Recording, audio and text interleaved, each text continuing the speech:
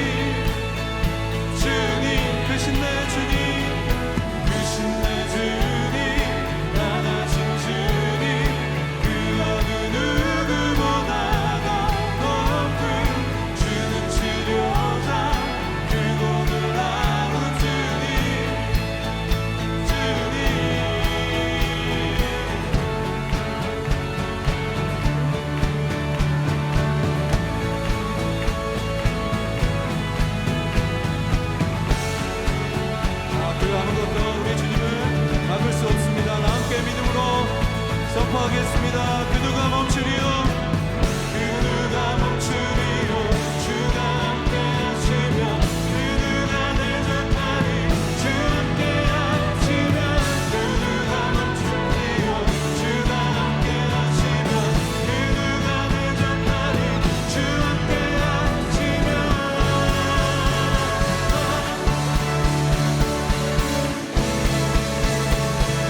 주 함께 하시면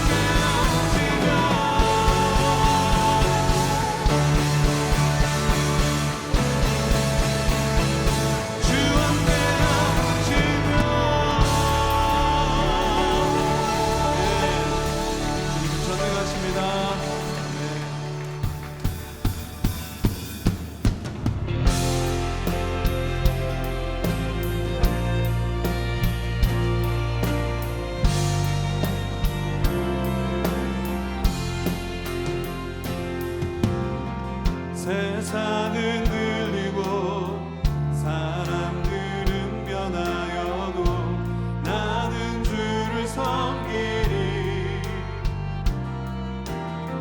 주님의 사랑은 영원히 변하지 않네. 나는 주를 신뢰해. 세상은 흔들리고 세상은 흔들리고 사람들은 변하여도 나는 주를 섬기리. 주님의 사랑은 영원히 변하지 않네. 나는 주를 신뢰해. 오직 믿음으로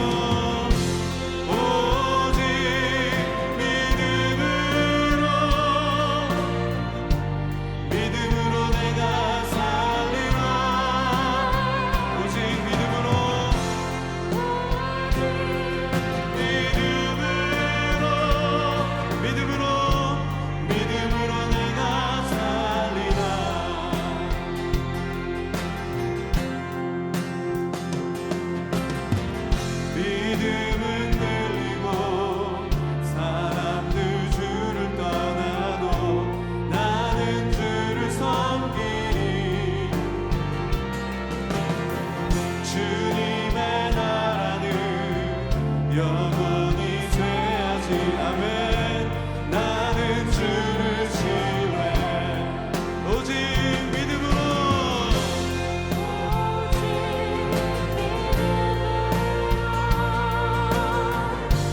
믿음으로 내가 살리라.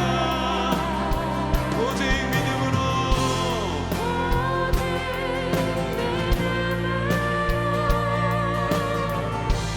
믿음으로 내가 살리라. 오직 믿음으로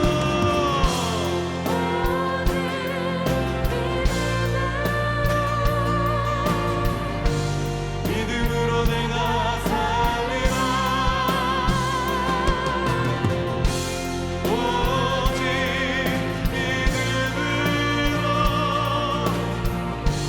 믿음으로 내가 자, 우리 두 손을 높이 들고 오직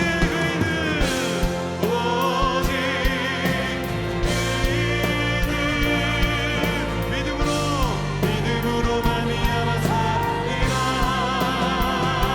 오직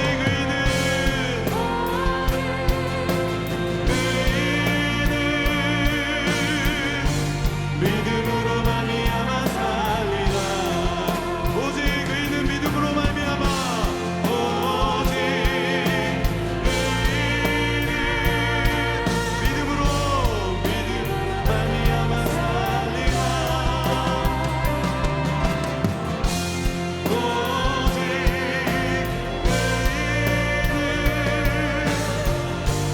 믿음으로 말미암아. 자, 우리 다시 한번 선포합니다. 오직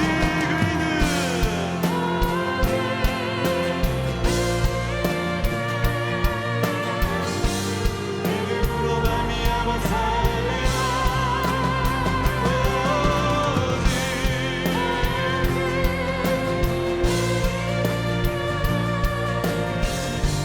믿음으로 말미암아 살리라. 오직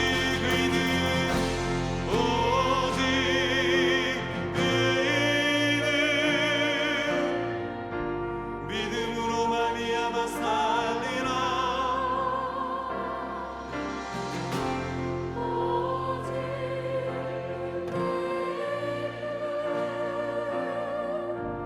믿음으로 말미암아 자, 우리 다시 한번 큰 소리로 선포합니다. 오직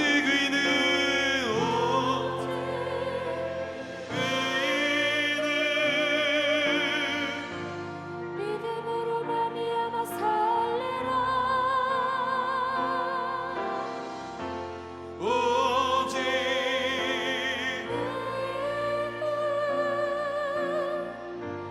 믿음으로 말미암아 살리라. 아멘. 우리가 가진 이 믿음은 세상을 변화시키는 능력이 되는 줄로 믿습니다. 이 시간 그 세상을 향해 하나님에 대한 우리의 신앙 고백을 가장 큰 목소리로 믿음으로 선포하도록 하겠습니다. 나는 전능하신 아버지 하나님 천지의 창조주를 믿습니다. 나는 그의 유일하신 아들 우리 주 예수 그리스도를 믿습니다. 그는 성령으로 잉태되어 동정녀 마리아에게서 나시고 본디오 빌라도에게 고난을 받아 십자가에 못 박혀 죽으시고 장사된 지 사흘 만에 죽은 자 가운데서 다시 살아나셨으며 하늘에 오르시어 전능하신 아버지 하나님 우편에 앉아 계시다가 거기로부터 살아있는 자와 죽은 자를 심판하러 오십니다. 나는 성령을 믿으며 거룩한 공교회와 성도의 교제와 죄를 용서받는 것과 몸의 부활과 영생을 믿습니다. 아멘. 아멘. 하나님 우리 이 시간 임하여 주시옵소서. 예배 임하여 주시옵소서. 아멘. 우리 다시 한번 큰 박수로 하나님께 영광 돌리겠습니다.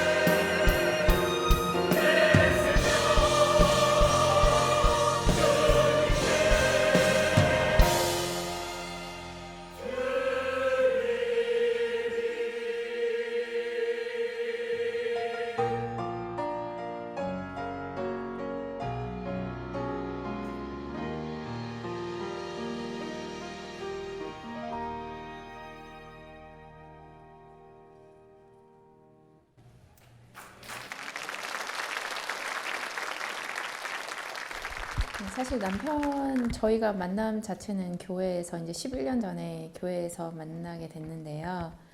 근데 남편은 이민 생활을 잘 하고자 목적에 의해서 이제 교회에 나왔던 케이스였고, 이제 저는 어렸을 때부터 모태 신앙이긴 했는데 이제 믿음 생활이 뭐 계속 안 갔다 이렇게 약간 언앤오프로 이렇게 믿음 생활을 하다가 네, 이제 결혼하고 이제 본격적으로 이제 믿음 생활을 하게 된 거고요. 어떤 미국 생활에 적응이 필요해서 신앙생활 시작을 했는데, 그렇기 때문에 그냥 출석교인처럼 주일에 교회에 뭐 의무적으로 가는 그런 행동으로 살았던 것 같아요. 네, 처음 연애할 때는 저한테 가장 핍박을 많이 했던 사람이 남편이고요. 네, 이제 결혼을 하게 되니까 본인을 선택할 거냐, 교회를 갈 거냐. 네, 그러고 네, 그렇게 하더라고요. 저는 우선 비즈니스를 하고 하는 와중에 하나님을 믿은 상황이 아니었어요. 그렇다 보니까 하나님이 방향을 제시해 주시거나 혹은 가지 말라 이런 거에 대한 뜻이 전혀 없었고, 그냥 오로지 세상 것에서 제가 하는 일, 그러니까 제가 만들어내는 일이고 제가 다 잘한 줄 아는 착각에 빠졌었죠. 그래서 전혀 하나님을 돌이켜볼 시간조차도 없었던 그런 시간이었던 것 같아요. 사실 남편 같은 경우에 그 비즈니스를 정리를 하고도 계속 이제 세상적인 거에서 답을 찾으려고 계속 했었어요. 그리고 이제 세상적인 걸로 정말 끝까지 바다까지 가니까 하나님이 이제 저희 성격대로 이렇게 보여주신다고 하시는 것처럼 남편은 이제 정말 더 이상 어디 갈 길도 없고 갈 데도 없고 더 이상 그 어떤 것도 할 수 없는 상황까지 계속 그렇게 가게 됐어요. 그러니까 이제 더 이상 내가 뭐라도 붙잡아야 되겠는데 정말 지푸라기 잡는 것처럼 해서 저한테 우리 그러면 성경이라도 한번 읽어보자. 네, 성경에서 도대체 뭐라고 하는지 내가 시간을 정해놓고 성경을 한번 읽어봐야겠다. 사실 이제 그렇게 하면서 시작했거든요. 근데 초반에는 사실 성경 읽을 때도 정말 감정 없이 정말 그냥 입으로만 줄줄줄줄줄 이렇게 읽어가다가 언젠가부터 조금씩 본인이 마음을 담아서 읽는 게 조금씩 이제 느껴졌고요. 이제 그러면서 이제 제 관점에서 볼 때 남편이 매주 은혜에 둘러싸여서 정말 그때부터 이제 본인의 믿음이 조금씩 열리고, 네, 요즘은 정말 옆에서 보아도 우리 남편이 이렇게까지 변할 수 있는 사람이었나, 정말 상상도 못했던 네, 그런 모습들이 계속 보여지니까 네, 큐티도 항상 해서 저한테 카톡으로 항상 말씀 나누고 기도했던 거 나누고, 네, 저는 정말 상상도 못했던 일이거든요. 남편이 그렇게 될 수 있다는 거. 네, 저희 어린 5살짜리 아들까지도 아빠가 예수님 믿기 전에는 이랬었는데 예수님 믿고 나서 이렇게 하시잖아요. 이렇게 느낄 정도로 네, 저희한테는 저희 가정의 그냥 삶 자체가 완전히 바뀌어 버렸어요. 지금은 예전에는 간구에, 그래도 믿음이 처음 시작할 때마다 간구에 기도를 많이 했는데 지금은 매사 다 감사의 기도만 합니다. 근데 매사 감사의 기도를 하다 보니까 정말 또 감사한 일들만 생기고요.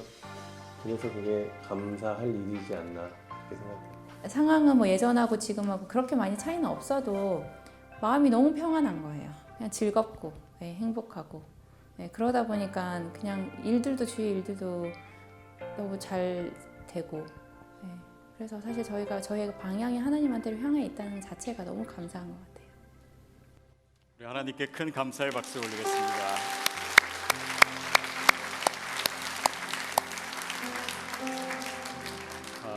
너무 아름다운 변화가 일어났죠. 너무 기쁘고 제가 이 부부가 너무 보고 싶어가지고 한번 식사를 같이 했는데 그 아이가 제이콥이 이렇게 식당에서 그 웨이터한테 질문할 게 있대요. 그래서 웨이터가 놀라가지고 무슨 질문이냐 그랬더니 Do you believe in Jesus? 이렇게 물어보는 거예요. 그러니까 또 대화가 시작되고 이 아이를 통해서 이렇게 전도할 수도 있겠구나 싶고 그러니까 아빠가 변하니까 아이도 변하고 이 가정이 너무 아름다운 하나님의 가정이 되는 그런 귀한 증거입니다. 또 저와 여러분의 삶에서도 이런 놀라운 변화가 일어날 줄로 믿습니다. 교회에서 몇 가지 알려드리는 말씀은 주보를 참고해 주십시오. Y 미션이 시작됩니다. 8월 21일부터. 그리고 가을에는 우리 성경 통독도 시작이 되고 주보를 참고하셔서 신청해 주시고요. 또 한글 학교도 시작되고 그래서 하나하나 보시면서 여러분이 참여하셔야 될 그 프로그램을 선택해 주셨으면 좋겠고요. 저는 지난주에 한국의 그 디아스포라 대회에 다녀왔는데 정말 미국에서 우리가 선교사로 살아가는 것이 전혀 외로운 일이 아니구나라는 것을 많이 느꼈습니다. 세계 곳곳에서 온 사람들이 우리와 똑같은 비전과 하나님 나라를 위해서 살고 있고 또 서울에서 그것을 위해서 기도하고 또 열심으로 섬기는 분들도 있고 그래서 정말 디아스포라가 얼마나 이 시대에 하나님이 쓰시기에 가장 복되고 아름다운 도구인지 깨닫게 되었습니다. 여러분 같이 또 참여해 주시고 기도해 주시고 한 가지 더 좋았던 것은 그 한국에서요 이번에 저희 교회에서 신앙생활 하시다가 한국에 이제 들어가셔서 정착하신 분들을 다 같이 만났어요. 그래서 한 50명, 60명 정도 오셨는데 그러니까 얼바인 온누리교회 디아스포라들이죠. 그래서 한국에서 만나서 우리가 같이 또 하나님 나라의 비전도 나누고 또 한 교회됨을 확인할 수 있는 시간이었습니다. 그래서 여러분도 나중이라도 혹시 한국에 가시면은 계속해서 우리가 함께 모이고 또 다른 교회를 섬길지라도 주님의 하나 된 그런 몸을 이루는 그런 아름다운 교회가 됐으면 좋겠습니다. 네, 오늘 비전 헌금은 우리 아버지 학교, 어머니 학교, 우리 세상 속에서 정말 이 가정이라고 하는 접촉점을 통해서 하나님 나라를 확장하고 있는 이 두 사역 단체를 위해서 저희가 섬기는 그런 그 비전 헌금을 하겠습니다. 우리 비전 헌금 특수는 우리 류승주 자매님, 여러분 아마 TV에서 많이 보신 분도 있을 텐데 뮤지컬 배우시고 또 우리 리키 킴이라고 대한민국에서 운동 제일 잘하는 우리 연예인 그 아내 되시죠. 우리 비전 헌금 하는 시간 같이 갖도록 하겠습니다.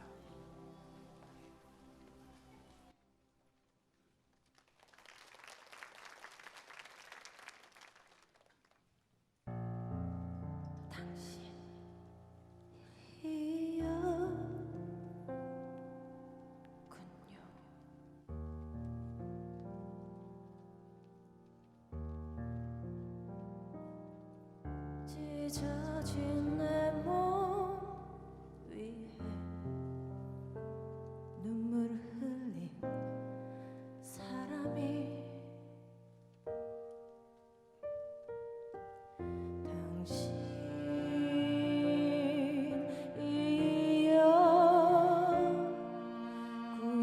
당신이었군요.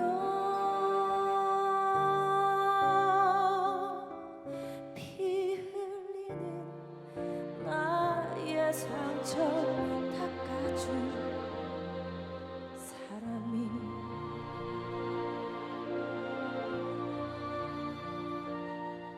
내가 막달 나를 떠나 헤맬 때 날 향해 있었던 눈길 내 영혼이 죽어가고 있을 때 날 위해 기도하고 계셨군요.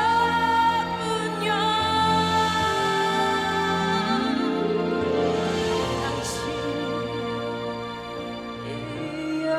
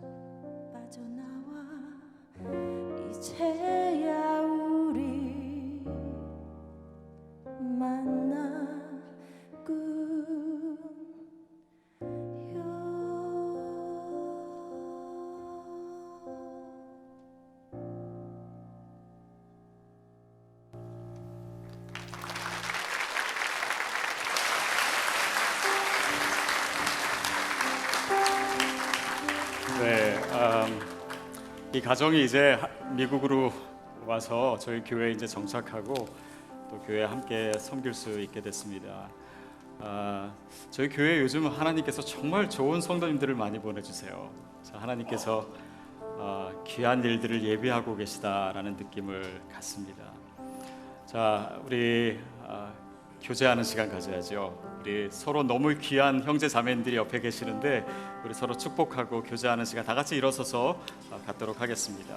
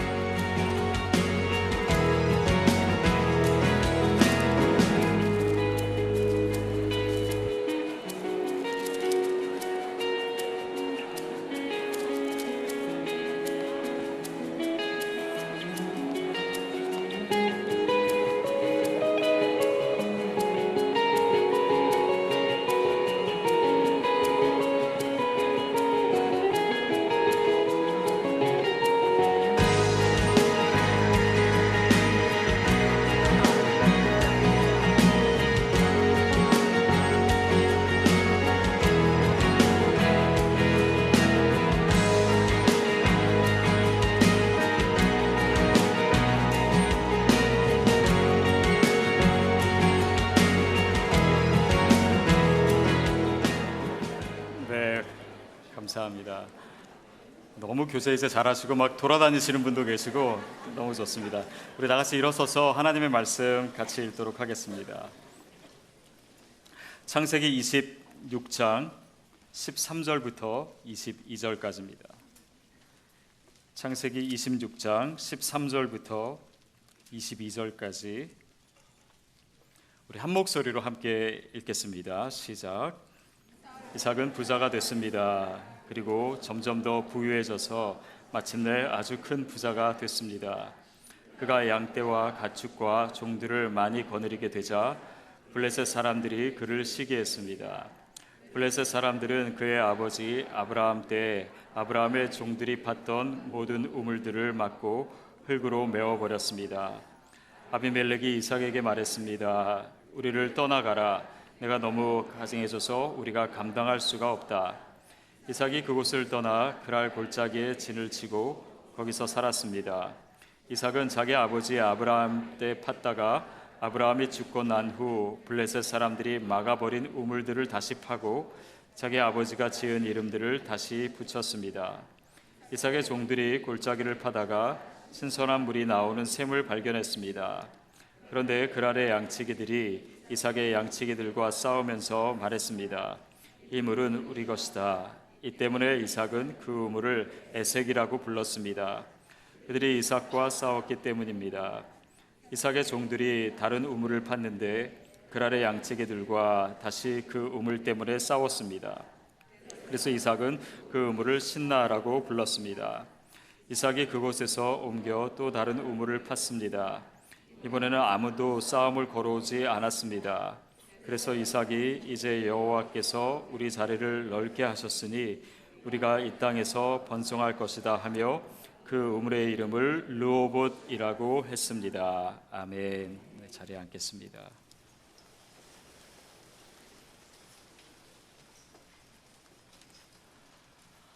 몇 달 전에 신문을 봤는데 이런 기사가 있더라고요.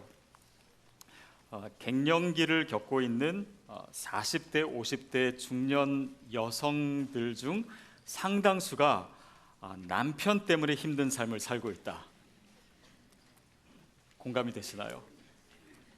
어느 기업에서 40, 50대 여성 150명을 대상으로 이 갱년기 여성의 실태에 대해서 이제 조사하면서 설문을 했습니다. 그래서 어떤 질문이 있었냐면 갱년기로 인해 갈등을 겪는 가족과 겪는 갈등이 무엇이냐라고 하는 질문에 29%가 남편과의 대화 단절, 27%가 심한 부부싸움, 그래서 전체의 56%가 이 남편과의 갈등을 가장 큰 문제로 꼽았습니다.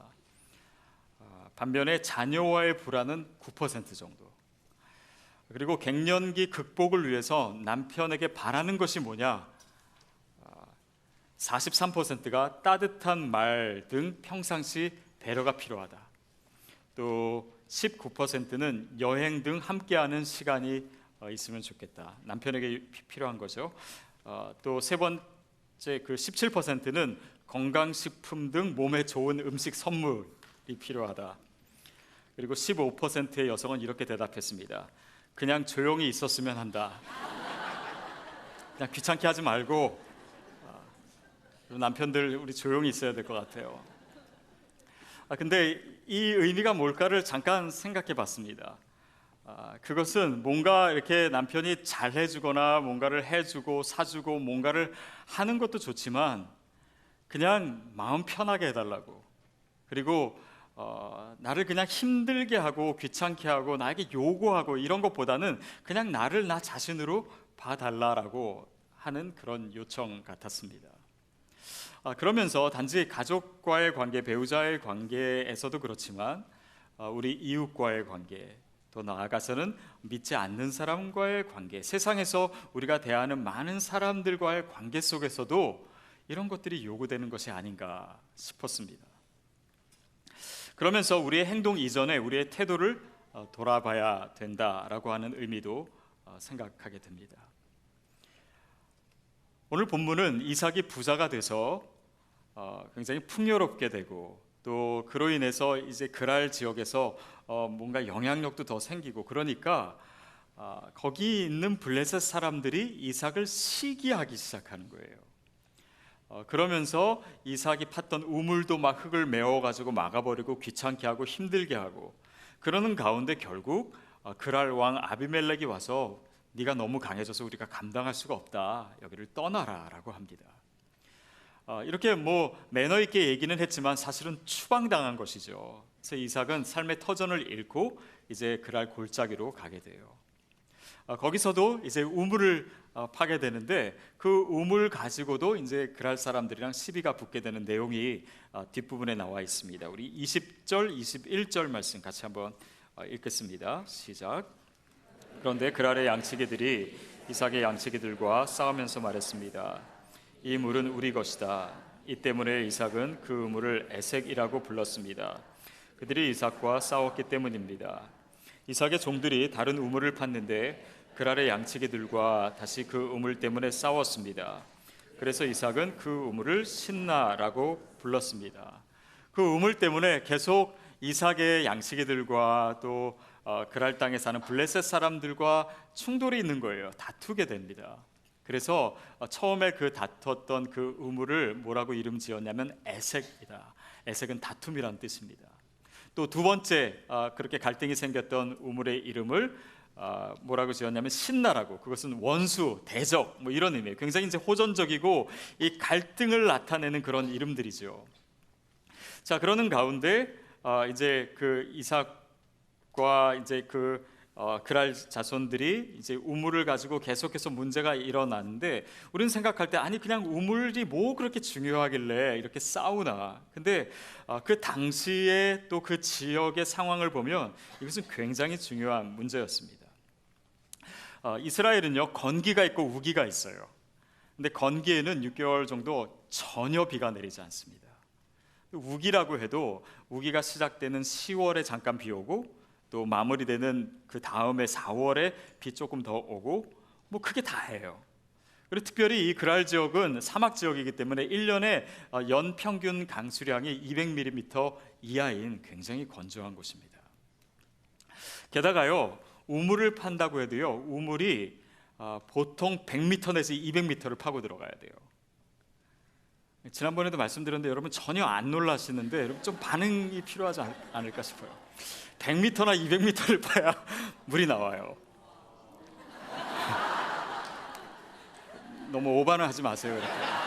하여튼 이제 어렵게 이제 우물을 파고, 근데 그 당시에 청동기 시대예요. 그러니까 제대로 된 연장도 없이 그렇게 파고, 또 우물을 깊게 팠는데도 물이 안 나온 경우가 굉장히 많았습니다. 그러니까 이 지역에 사는 사람들에게는 정말 생명을 건 그런 싸움의 거리가 바로 이 우물이었습니다.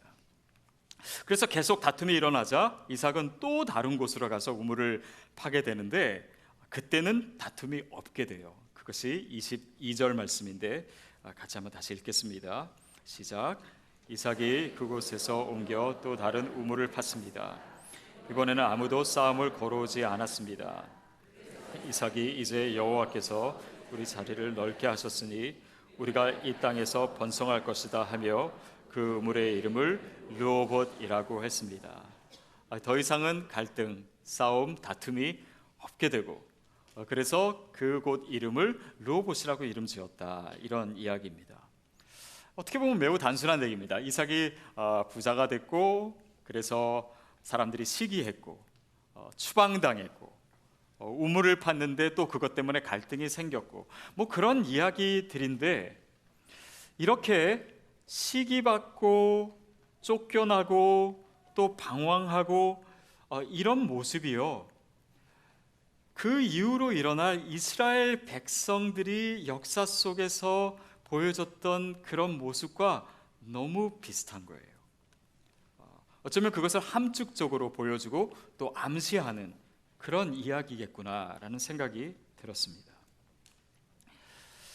그러면서 저는 설교를 조금 다른 방식으로 생각하게 됐어요. 뭐냐면 보통은 설교를 이렇게 본문을 한 절씩 한 절씩 묵상하면서 그 의미를 파헤치는데, 오늘 설교는 세상 속에서 살아가는 크리스찬이라고 하는 그 큰 이야기 속에서 과연 믿는 우리가, 크리스찬인 우리가 믿지 않는 사람들을 어떻게 대할 것인가, 이 이야기 속에서 오늘 본문이 주는 중요한 암시들과 또 힌트들이 있지 않나, 그런 방식으로 저는 본문을 봤습니다. 여러분 아시듯이 제가 한 달 전쯤에 성지순례를 다녀왔어요. 그동안 여러 번 사실 갈 기회가 있었는데 계속 미루다가 이제 처음으로 한번 다녀왔습니다. 그렇게 미뤘던 이유는 뭐 그렇게 거기까지 가는 게 큰 의미가 있을까, 또 거기서 실제로 뭐 유적지를 보고 또 그런 성경에서 있던 지명들을 찾아가고 이런 것들이 뭐 제 설교를 막 새롭게 하거나 아니면 새로운 뭐 체험이다, 이런 기대가 별로 없더라고요.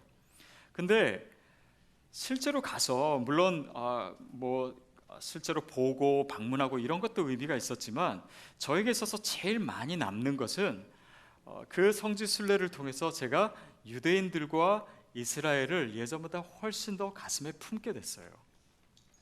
그러면서 그들의 삶의 의미를 문득문득 계속 떠올리게 되고 또 그 관점에서 오늘 본문을 보게 되었습니다.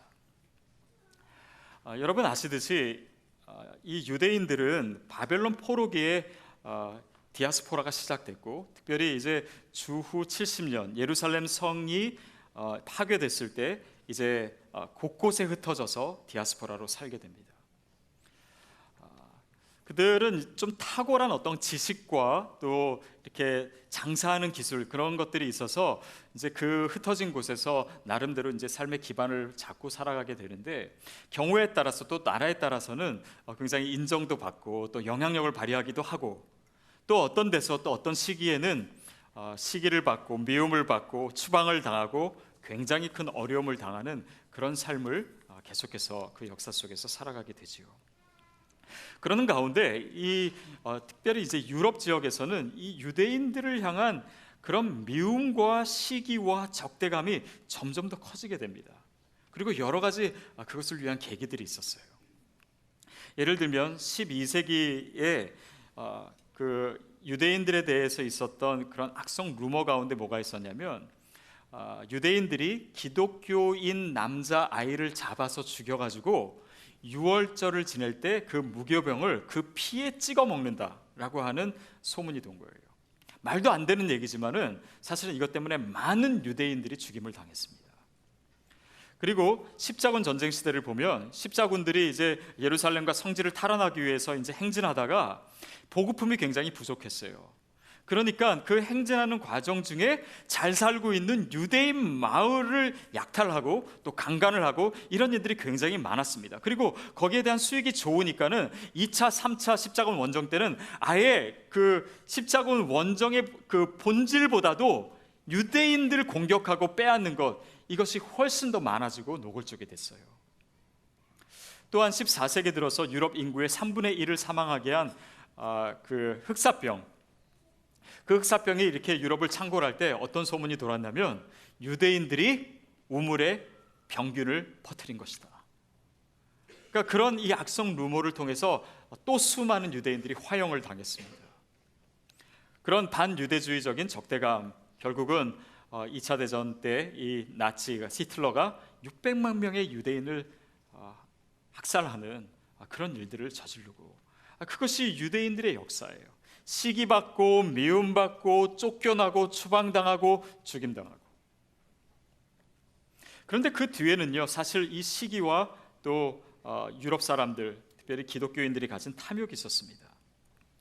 유대인들이 누리고 있었던 부에 대한 질투와 그것을 빼앗고자 하는 그런 가운데, 보십시오, 오늘 본문에서도 이삭이 부자가 되니까 이 부자 된 것을 사람들이 시기하게 되고 괴롭히게 되고 추방하고, 이런 일들이 유대인의 역사 가운데, 유럽 역사에 굉장히 많이 드러나고 또한 감춰지고, 그것이 역사입니다.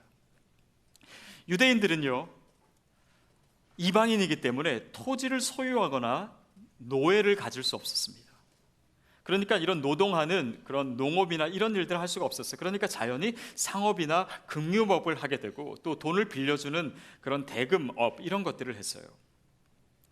그러니까 유대인들이 이제 곳곳에 흩어져서 그런 일들을 하다 보니까 국제적인 무역망과 금융망이 형성이 된 거예요. 그러니까 유대인들이 하고 있는 일들은 굉장히 돈을 많이 버는데 다른 사람들이 참여해도 유대인들과는 게임이 되지 않는 것입니다. 그러니까 어떻게 돼요? 시기하게 되는 거예요. 더 미워하게 되는 것이고, 결국 유대인들을 추방하고 그 사업을 빼앗고 착취하고, 이런 일들이 계속되는 것입니다. 특별히 이 십자군 시대에는요, 그 채권 채무의 법이 어떻게 되어 있냐면, 채무자가 있고 채권자가 있잖아요. 근데 둘 중에 하나가 죽으면 이 계약 자체가, 그 채무 자체가 없어지는 거예요. 그러니까 어떤 누명을 씌워서라도 유대인을 죽이면 그들에게 빌린 돈이 탕감이 되니까 이 사람들은 더욱더 유대인들을 착취하고 추방하고 죽이려고 하는 일들을 했던 것입니다. 또한 사회가 불안해지고 또 어려운 일들이 있으면 그 어려움의 기운을 환기시키기 위해서 사람들이 가졌던 생각은 뭐냐면, 이 모든 문제의 원인은 유대인들에게 있다 라고 하는 그 제목을 붙여서 이 유대인을 추방하고자 하는 사회 여론을 형성했어요. 또한 유대인들을 따로 격리해서 개토를 만들고, 심지어는 유대인들이 이렇게 달고 다니는 문양을 만들어서 유대인들을 구별시키고, 다른 옷을 입히고, 또 기독교인들이 지나갈 때 그 길을 지나가지 못하게 하고, 그래서 계속 처음에는 유대인들이 이제 존경받고 지식이 있고 뭔가 있으니까, 그러다가 이런 것들이 너무 오랜 동안 지속되니까 이제 유럽 사람들은 유대인들을 미워하고 조롱하고 경멸하고, 이런 것들이 전체적인 분위기가 됐던 것입니다. 독일이 1차 세계대전에 패한 다음에 엄청난 전쟁 보상금을 끌어안고, 그리고 압박에 시달릴 때 그 슬픔과 분노를 해소할 희생양으로 유대인을 지목한 것도 우연은 아니었던 것이죠. 이런 얘기를 하면서 제가 특별히 나누고 싶은 내용은요, 기독교인들이 유대인들의 마음 가운데 어떻게 자리 잡게 되었냐, 바로 그것입니다. 기독교인들은요, 이 유대인들에 대한 이런 참혹한 살육과 또 핍박이 진행될 때요, 유대인들을 보호해주는 사람 거의 없었습니다. 그냥 침묵했어요. 오히려 유대인들을 학대하는 데 앞장서고 그들의 재물을 빼앗는 데 혈안이 되어 있었습니다. 또 이 기독교들 마음 가운데는 뭐가 있었냐면요, 유대인들은 예수님을 죽게 한 민족이라는 거예요. 여러분, 물론 역사 속으로 유대인이 예수님을 십자가에 달려 죽게 했지만 그것은 예수님이 거기에 태어나셨기 때문이에요. 다른 곳에 태어났다면 아마 유대인이 아니었을 것입니다.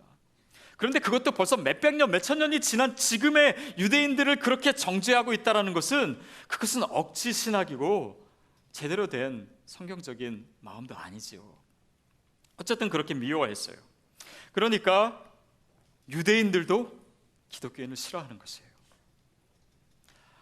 셰익스피어의 그 베니스의 상인에 보면 이 유대인들과 기독교인의 갈등이 이렇게 첨예하게 드러나는 대목들이 있습니다. 특히 이제 기독교인이었던 그 안토니오와 바사니오가 처음에는 이 유대인 고리대금업자 그 샤일록을 굉장히 미워하다가 나중에는 어떻게 해서 이제 식사를 초대하게 돼요. 그때 이 초대받은 유대인이 그 말한 내용이 굉장히 유명한 대사가 있습니다. 뭐라 그러냐면, 나는 당신들과 거래도 하고 대화도 하고 함께 걸을 수도 있습니다. 그러나 함께 식사할 수는 없습니다. 이거는 뭐예요? 그냥 단지 밥 안 먹겠다는 것이 아니라 당신과는 친구가 될 수 없습니다. 당신들에게는 마음을 열 수 없습니다. 당신들에게는 진짜 인간 대 인간으로서 관계를 맺을 수 없습니다. 당신들은 그런 존재들입니다. 실제로 유대인들에게는요, 기독교인에 대한 분노가 가득 차 있어요. 그리고 지금도 자신들을 그렇게 학살한 것이 단지 나치나 히틀러가 아니라 기독교인이라고 생각해요. 왜냐하면 이런 뿌리 깊은 유대인들에 대한 증오와 반유대주의적인 그런 감정이 있었기 때문이에요. 그런데 그런 가운데서도요, 특별히 이제 중세의 역사를 보면 기독교인들이요, 유대인들을 개종시키려고 나름 노력했습니다. 그러나 유대인들에 대한 그런 태도와 마음가짐은 달라지지 않은 채 그렇게 했어요. 그러니까 억지로 개종시키려고 하거나 아니면 내가 이 사람들에게 구원을 줘서 내가 천국에서 상급을 받거나 아니면 다른 이유로 했지만 유대인들을 사랑하지는 않은 거예요. 이런 일들도 있습니다. 15세기부터 18세기까지 거의 300년이 넘도록 어떤 의식이 있었냐면 유대인들을 억지로 성당에 집어넣어요. 그리고 거기서 설교를 합니다. 어떤 설교를 하냐면 유대교가 얼마나 악한 종교인지, 그리고 기독교가 얼마나 좋은 종교인지 그렇게 설교를 하고 설교를 끝내면은 유대인들로 하여금 박수를 치고 환호하게 했어요. 그게 진심으로 박수 치는 것이 아니었죠. 그러니까 그러다가 이제 설교 시간에 조는 사람이 있으면은 불경건하다라고 하는 이유로 사형에 처하는 일들도 있었고, 그러니까 형식적으로는 뭔가가 이루어졌는데 오히려 그렇게 하면 할수록 유대인들은 예수님으로부터 더 멀어진 거예요. 진정한 믿음을 갖는 것은 더 영원한 것이 돼버리는, 그것이 바로 이 유럽 안에 있는 유대인의 역사였습니다. 기독교인들과의 관계가 바로 그런 것이었어요. 그러면 저는 이런 이야기를 나누면서 어떤 유대주의적인 역사관이나 아니면 친이스라엘적인 어떤 정치관을 가지고 얘기하는 것이 아닙니다. 제가 나누고자 하는 것은요, 이 유대인들이 예수님을 믿지 않고 있잖아요. 바로 그런 것처럼 유대인들을 포함해서 예수를 믿지 않고 있는 사람들에 대해서 우리가 어떤 시선과 어떤 마음과 어떤 태도를 가지고 살아가야 되는가. 세상 속에 사는 크리스찬들이 정말 복음을 가지고 선교사로 살아가는 저와 여러분들이 믿지 않는 자들에 대해서 어떤 마음과 태도를 가져야 되는가, 그것을 얘기하고자 하는 것입니다. 저는 오늘 다툼이 있었던 에색과 신라를 지나서 싸움이 그쳤던 이 르호봇, 바로 그 지명의 의미를 생각해 보는 것이 필요하다고 생각했어요. 이 르호봇이라고 하는 단어는요, 이 라하브라고 하는 단어에서 유래된 것입니다. 그것은 넓은 장소, 폭, 공간, 룸 이런 뜻이에요. 근데 이것은 단지 어떤 우물이나 지명을 얘기하는 것일 수도 있겠지만은 거기에는 이 유대인들과 이방 사람들이 가졌던 이 관계 속에서의 의미를 상징적으로 암시하고 있는 듯합니다. 자, 세상에서 크리스찬이 믿지 않는 자들을 대하는 방식, 그것이 무엇일까요? 제가 가끔 말씀드리는 철학자 중에 임마누엘 레비나스라고 프랑스 사람인데 이제 유태계예요. 근데 이 사람의 철학이 20세기에 굉장히 큰 영향을 미쳤는데 가장 중심되는 개념이 타자라고 하는 개념입니다. 그러니까 이 사람은 신앙의 중심이 바로 우리가 타자와 이웃과 어떤 관계를 맺는가, 거기에 있다라고 얘기해요. 왜냐하면 우리가 율법에서도 얘기하지만 하나님을 사랑하고 또한 이웃을 사랑하고, 이것이 따로 떨어진 것이 아니잖아요. 결국 이 절대적인 타자는 다른 사람이기도 하지만은 결국 하나님이시기도 하기 때문입니다. 그래서 그것은 이제 신학화하고 철학화해서 얘기를 하죠. 근데 저는 이제 타자라고 하는 단어보다 그것을 좀 바꿔서 이웃이라고 얘기하는 게 좀 더 좋을 것 같습니다. 왜냐하면 타자라고 하는 단어는 우리가 잘 쓰지도 않고 또 도박하는 타자와 헷갈릴 수 있기 때문에 이웃이에요, 이웃. 근데 이 이웃과 관계를 갖는 데 있어서 가장 중요한 것이 무엇이냐? 이 레비나스는 뭐라고 얘기냐면 그들에게 공간을 주는 것이다 라고 얘기해요. 그 의미는 뭐냐면 그들이 운신할 수 있는 폭을 마련해 줘야 된다. 그들에게 룸을 줘야 된다. 그들이 변화하고 또 그들의 삶에서 하나님을 체험할 수 있는 그런 여유를 줘야 그 대상을 우리가 제대로 대할 수 있지. 많은 사람들이 타자를, 이웃을 대할 때 어떻게 대하냐면 내 생각과 내 방식과 내 기준과 내 이야기에 그들을 껴맞추려고 하는 거예요. 그런 이상 그들은 우리가 관계 맺을 수 있는 대상이 못 되게 됩니다. 그래서 이웃이라고 하는 대상은 무엇이냐면 그들의 삶에서 말씀하시고 역사하시고 만나는 그 하나님을 내가 그들의 삶을 통해서 보고 경험하게 되는 대상으로서의 이웃이에요. 그러니까 내 기준과 내 이야기 속으로 굳이 그들을 끌고 와서 껴맞추려고 하는 동안 진정한 대인관계와 이웃관계는 없어지게 된다라고 하는 의미입니다. 여기에 우리가 복음을 가지고 살아가는 크리스찬의 태도가 있습니다. 이 레너드 스윗이라고 하는 기독교 철학자는 이런 얘기를 해요. 전도의 열쇠는 다른 사람을 받아들이는 것이다. 전도의 열쇠는 우리가 복음을 전하고 말을 하고 어떤 행동을 하기 전에 그 사람을 있는 모습 그대로 받아들이는 것이에요. 내 신앙의 기준에 끼워 맞추기 전에 그들을 받아들이는 것이 필요합니다. 왜냐하면 전도라는 것은 그들을 받아들이고 그들을 있는 모습 그대로 받아주시는 하나님께로 인도하는 것이기 때문이에요. 저는 이 원리가 너무나 당연한 것 같지만 역사상으로 또 지금도 너무나 많은 크리스천들이 놓치고 있는 중요한 가르침이 아닌가 싶어요. 저는 사실 믿는 가정에서 태어났고 어렸을 때부터 교회에서 자라고 늘 믿는 사람들을 대하고 그래서 믿지 않는 사람들이 친숙하지 않았어요. 저 사람도 사람들인가 이런 생각할 정도로 굉장히 생소한 존재들이었고 한때는 정말 뭐 그렇게 표현하진 않았지만 정말 예수 믿지 않는 사람, 다른 종교 믿는 사람들은 다 마귀새끼처럼 생각하는 그런 크리스찬들도 많았습니다. 그러나 그러는 동안 정말 하나님이 그들을 사랑하시고 그들을 있는 모습 그대로 받아주시는 분이라는 사실을 의식적으로 또 무의식적으로 잊고 신앙생활할 때도 있었습니다.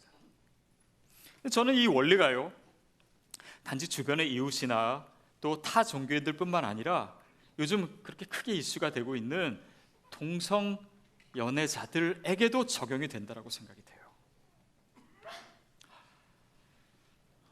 최근에 여러분 다 신문상에서 보셨겠지만 올랜도에서 한 게이바에서 총격 사건이 있었습니다. 동성 연애를 반대하는 사람이 물론 극단적인 사람이죠. 총을 들고 거기서 사람들을 죽였는데 50명이 넘게 죽었어요. 그런데 더 놀라운 것은요, 그 사건이 있은 후에 며칠 후에 어느 한 목사님이 설교를 하면서 올랜도 사건에 대해서는 슬퍼할 필요가 없습니다. 그들은 오히려 더 잘 죽은 것입니다. 이런 식으로 설교를 했어요. 그러니까 그 기사를 읽는 많은 미국 사람들이 더 붕괴를 했습니다. 믿는 사람에 대해서, 크리스찬들에 대해서. 여러분, 저는 동성애가 죄라고 생각합니다. 그것은 단지 제 개인적인 입장을 넘어서서 성경이 분명히 얘기하고 있는 것이에요. 그런데 하나님은요, 그 죄인들마저도요, 있는 모습 그대로 사랑하시는 분이에요. 이 사실은 변하지 않습니다. 그 사랑을 깨달을 때 우리를 있는 모습 그대로 받아주시는 그 하나님의 사랑을 깨달을 때 우리가 새로운 삶을 시작하게 되고 우리의 죄를 벗어던지게 되고, 여러분, 이것이 복음의 역사잖아요.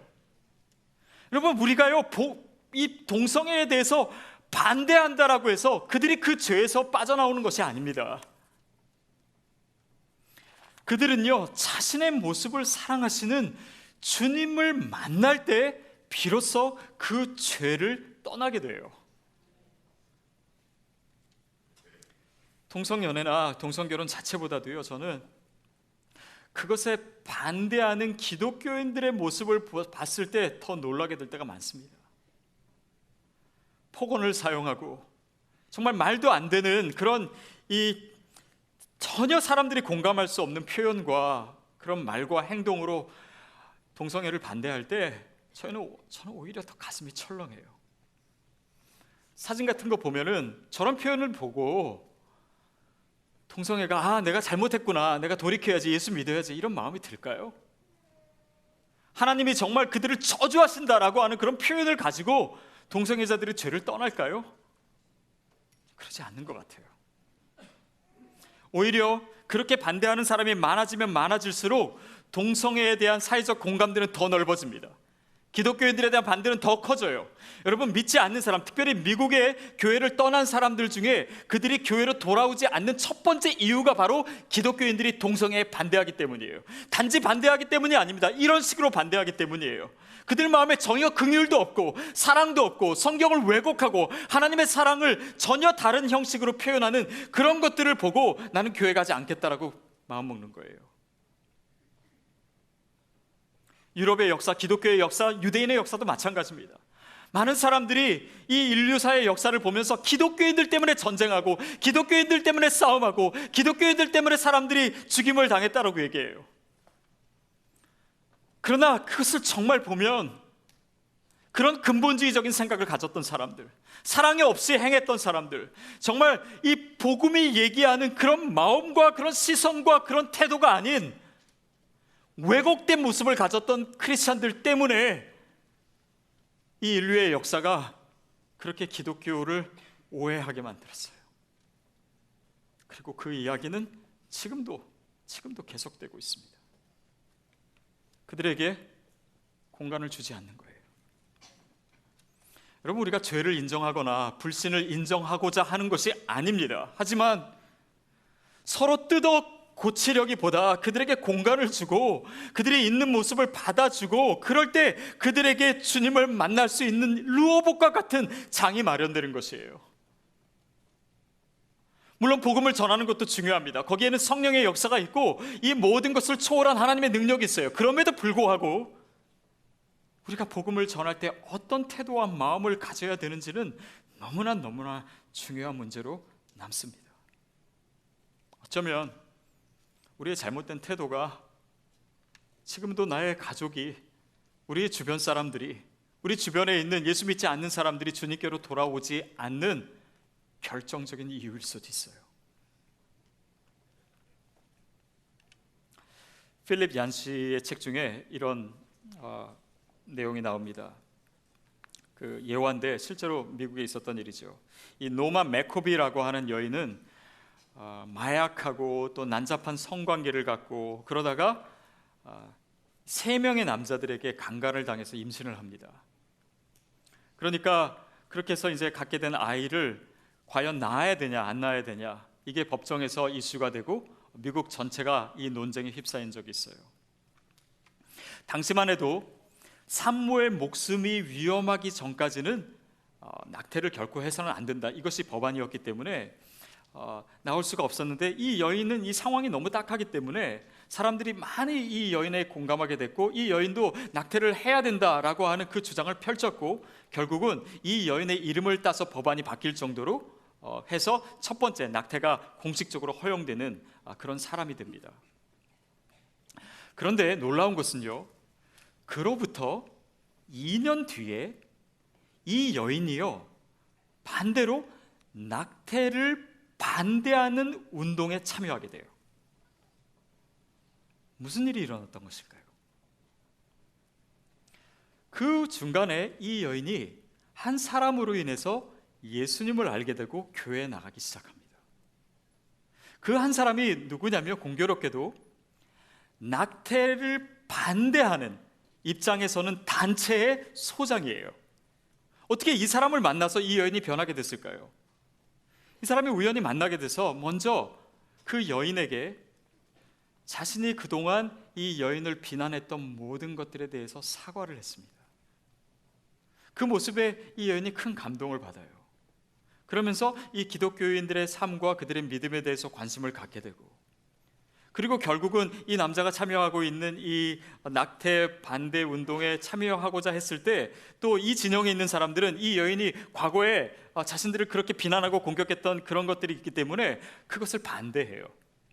근데 이 남자가 거기서 중재를 하고 변호를 하고, 그래서 아까 화면 잠깐 보여주셨는데 그 여인이 주장하는 건 이거예요. 이제 이 낙태를 하는 이런 모든 산업이 이 거짓말에 기초해 있고, 그래서 나는 내 나머지 인생을 그 법안을 다시 돌려놓는데 사용하기를 원한다라고 하는 내용이에요. 여러분, 이 사건은요, 오늘 세상 속에서 살아가는, 믿지 않는 사람들을 대하는 우리에게 굉장히 중요한 메시지를 던지고 있는 것입니다. 사도 바울이요, 기독교인들을 다 잡아 죽이던 사람이에요. 근데 그가 회심했을 때 사도들은 사도 바울을 환영하지 않았습니다. 예수님의 제자들은. 그때 나섰던 사람이 누구예요? 바나바예요. 바나바가 나서서 중재해주고, 바나바가 사도 바울을 격려해주고, 그래서 정말 그리스도의 복음을 위해서 살 수 있도록 만들어준 그 역할이 없었더라면 인류 역사상 가장 위대한 사도, 전도자는 아마도 없었을 것입니다. 그에게 공간을 주었던 것이에요.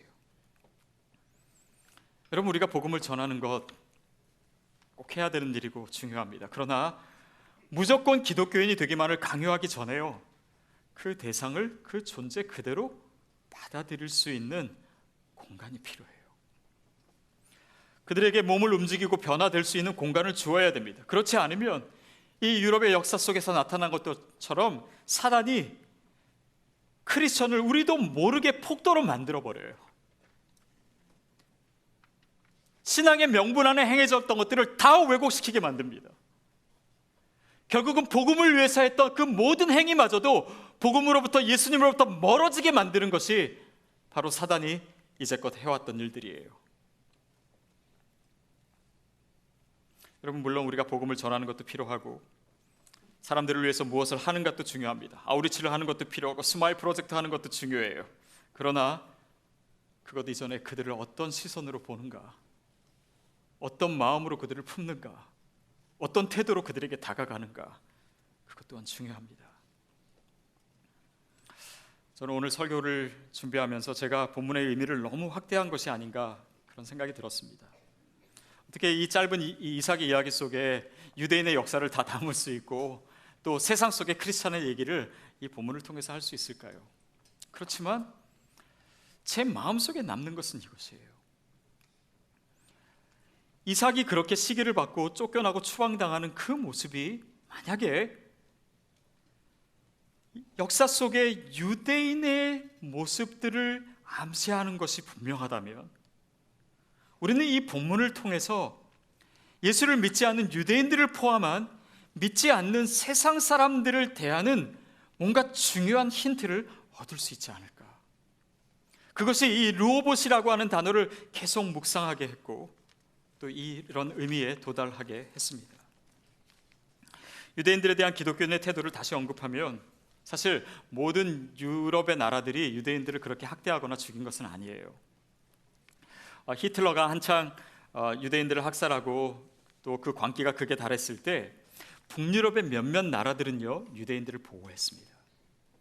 예를 들면 덴마크나 또 노르웨이 같은 나라는요 그 유대인들을 잘 보호해서 당시 가장 안전했던, 유대인들이 거하기 안전했던 스웨덴으로 보내는 일들을 해요. 또한 핀란드 같은 나라는요 2차 세계대전 때 이 독일과 그 상호 불가침 조약을 맺습니다. 그런데 조건을 걸어요. 어떤 조건을 거냐면 지금 우리나라에 1700명의 유대인이 있는데 만약에 이 유대인들 중에 한 명이라도 당신들이 독일이 체포를 하면 우리는 이 조약을 파기할 것이고 당신들에게 선전포고를 할 것이다.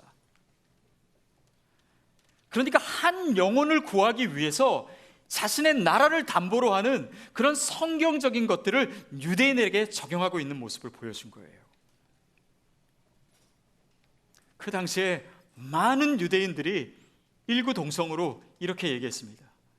이것이 바로 기독교인들의 사랑이 아닌가. 이것이 바로 그들이 믿고 있는 복음이라고 하는 것이 바로 이런 것 아닌가.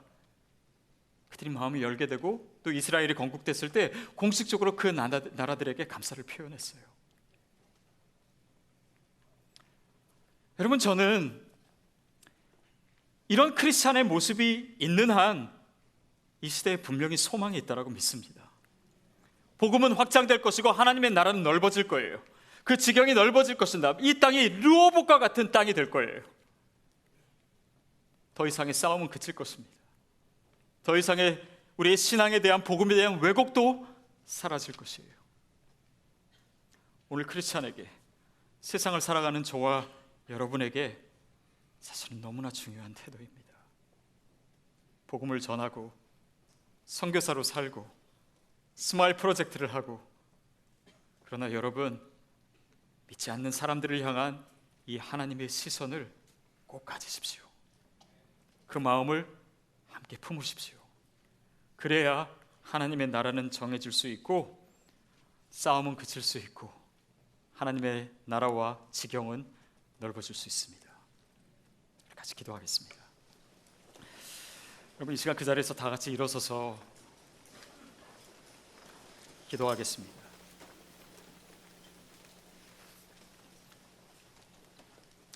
여러분, 혹시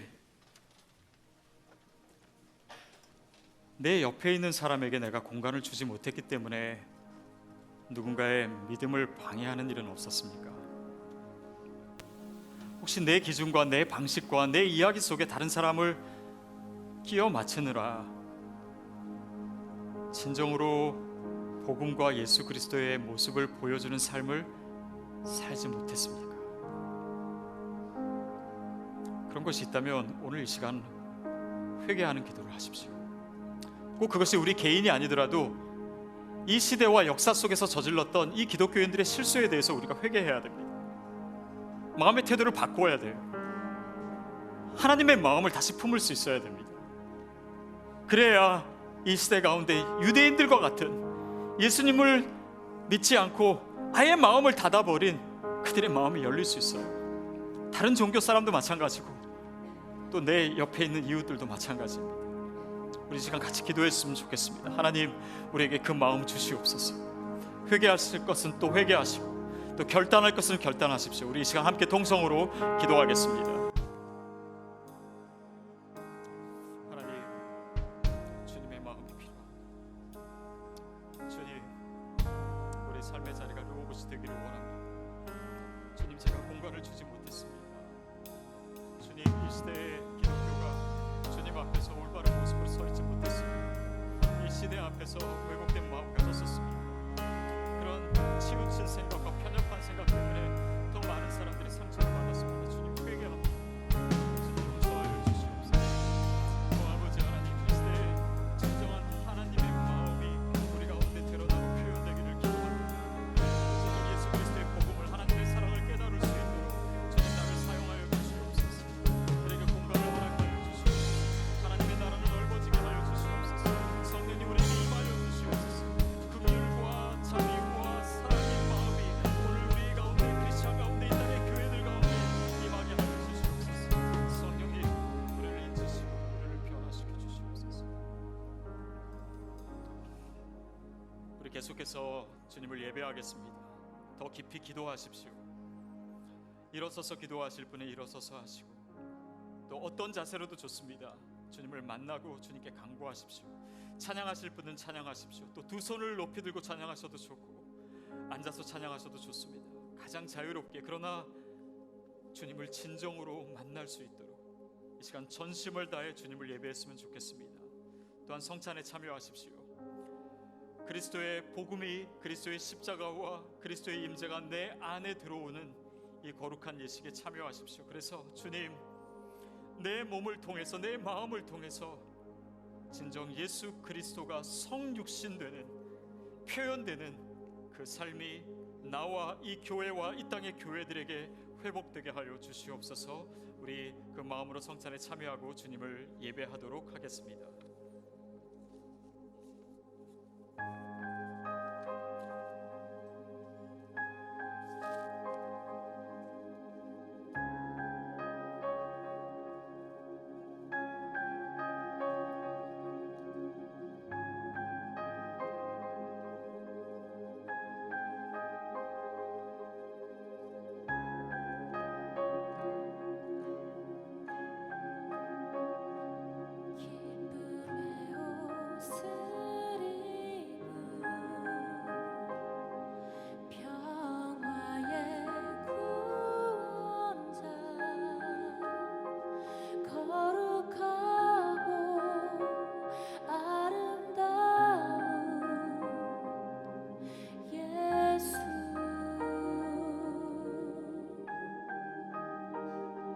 자신을 비우시고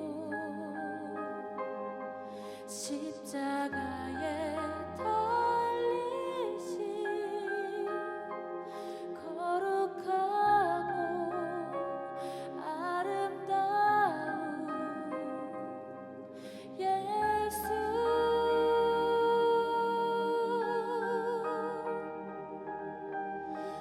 하늘과 땅이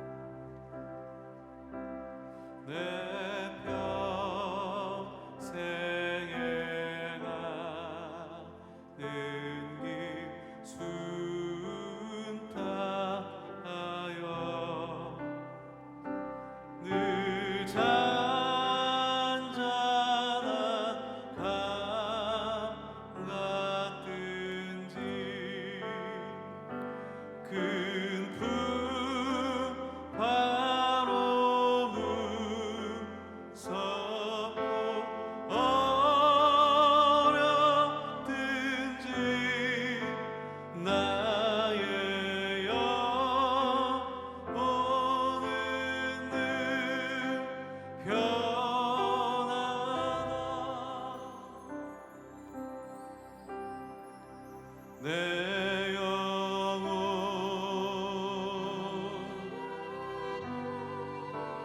평안해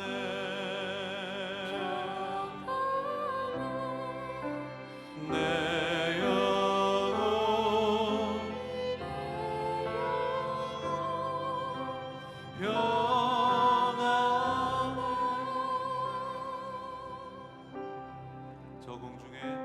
저공 중에 구름이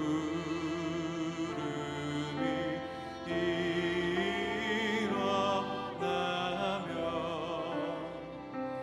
그 나팔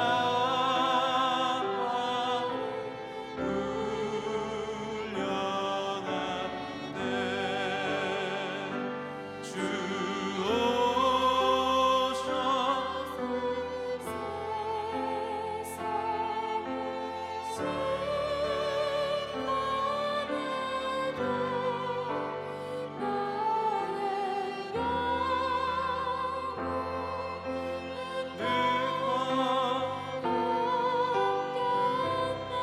함께 일어나서 찬양하겠습니다. 저 공중에 구름이 일어나며 저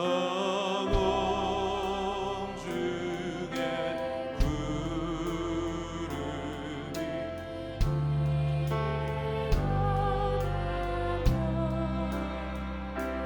그 나팔이 울려날 때 주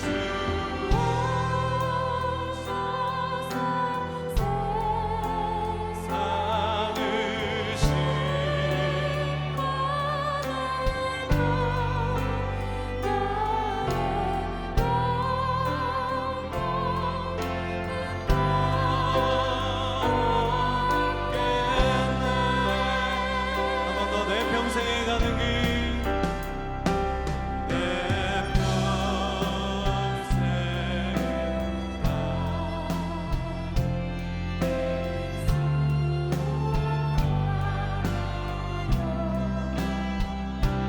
늘 잔잔한 밤 같은지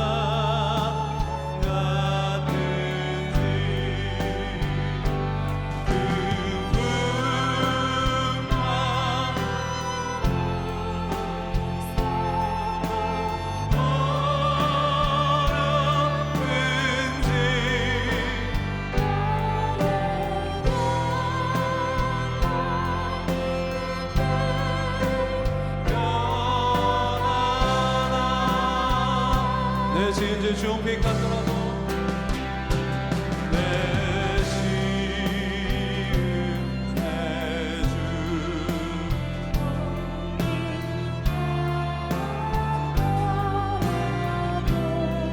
주 예수께 다르며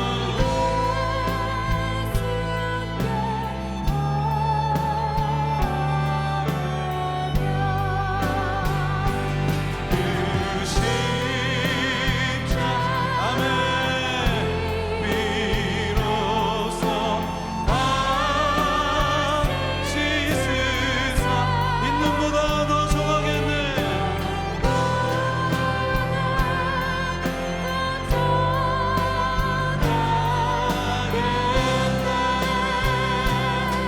자 선포합니다. 내 영혼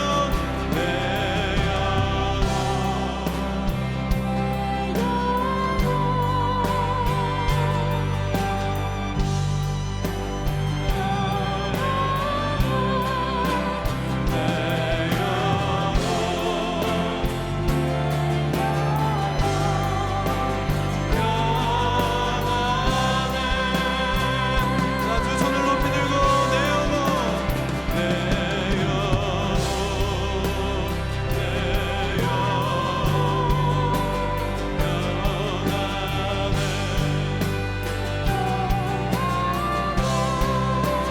내 영혼 내 영혼 평안해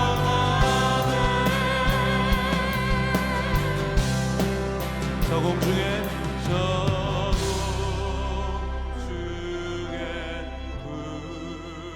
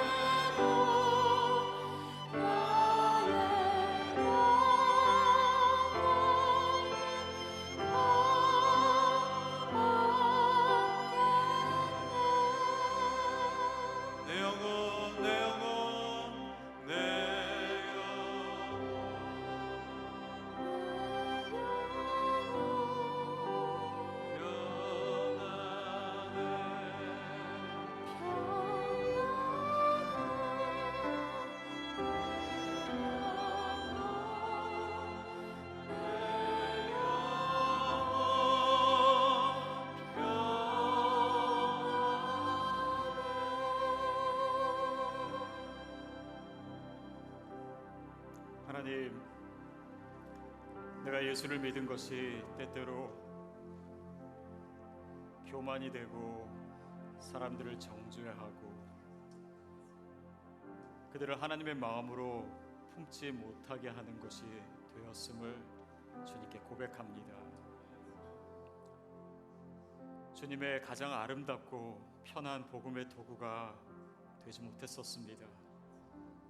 그러나 주님, 오늘 주의 말씀 앞에 다시 한번 결단하며 간구하기는 주님, 내 삶을 통해서 하나님의 사랑을 표현해 주시옵소서.